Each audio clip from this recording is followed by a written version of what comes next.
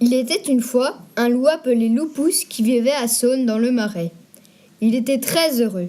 Il chassait, il se baignait à longueur de journée. Mais il y avait un côté du Marais où il n'était jamais allé car c'était interdit.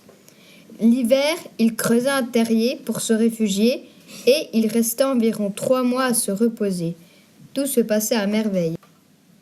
Mais une année, il a fait très très chaud. Pendant cette période de chaleur, toute l'herbe sécha. Les feuilles et la terre se craquelèrent. C'était une véritable catastrophe. Plus un villageois n'avait à boire.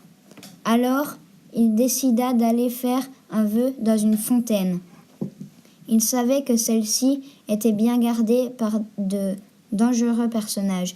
Malgré tout, il s'y rendrait pour sauver sa peau et celle des villageois. En chemin, quand Loup-Pouce arriva vers un puits, il tomba sur un griffon. Le griffon lui dit « Si tu veux continuer ta route, il faudra répondre à ma question. Regarde-moi, de quels animaux suis-je constitué ? Tu es constitué de la tête et des ailes d'aigle, d'un cou de lion et des oreilles de cheval. Bravo, continue ton chemin jusqu'à la fontaine. » Le loup continua sa route et il arriva à l'ancienne tuilerie. Loup-Pouce vit une porte entr'ouverte. Il entra. C'est alors qu'un phénix apparut. Cet oiseau majestueux n'impressionna pas le loup. Le phénix dit au loup : « Si tu veux passer, il faudra répondre à ma question. Combien de temps puis-je vivre ? » « Indéfiniment, répondit Loup-Pouce.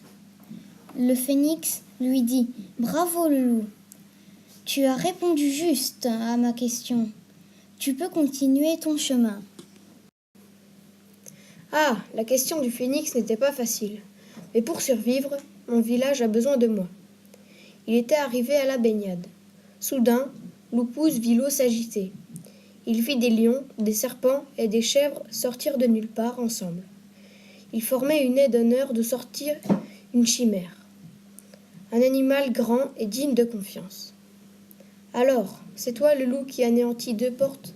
Le phénix et le griffon sont des redoutables adversaires. »« Loup-Pouce, dit le loup. »« Comment ? Loup-Pouce, c'est mon nom. »« Alors ça ne m'étonne pas que tu aies battu les 2 premiers gardiens. Tu es un dieu. » Mais assez de bavardage, Loup-Pouce. Tu dois répondre à ma question. Es-tu prêt ? Oui. Alors la voici.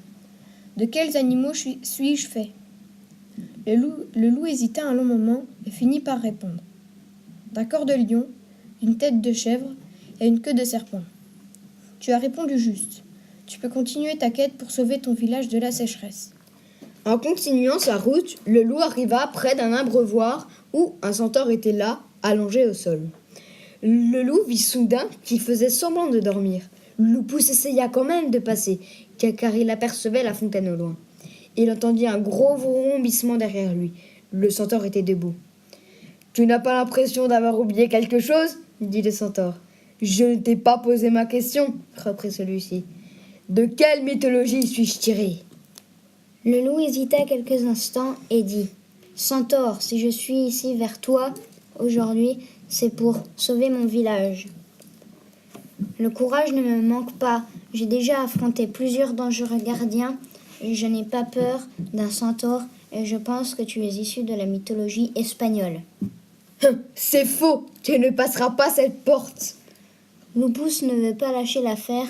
Maintenant, tentant le tout pour le tout, il fonça vers la fontaine. Courageusement, il jeta une pièce dedans, mais tomba dans l'eau. Ne sachant pas nager, il commença à se noyer. Le centaure repensa tout à coup aux raisons qui avaient pressé le loup à se rendre vers la fontaine. Il eut pitié du loup et des villageois. Il rattrapa le loup et le sortit de l'eau, en lui disant : « Tu es brave, je respecte ton courage.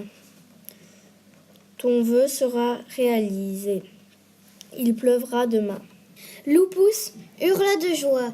Les villageois furent sauvés. Depuis ce jour, la fontaine s'appela La fontaine loup.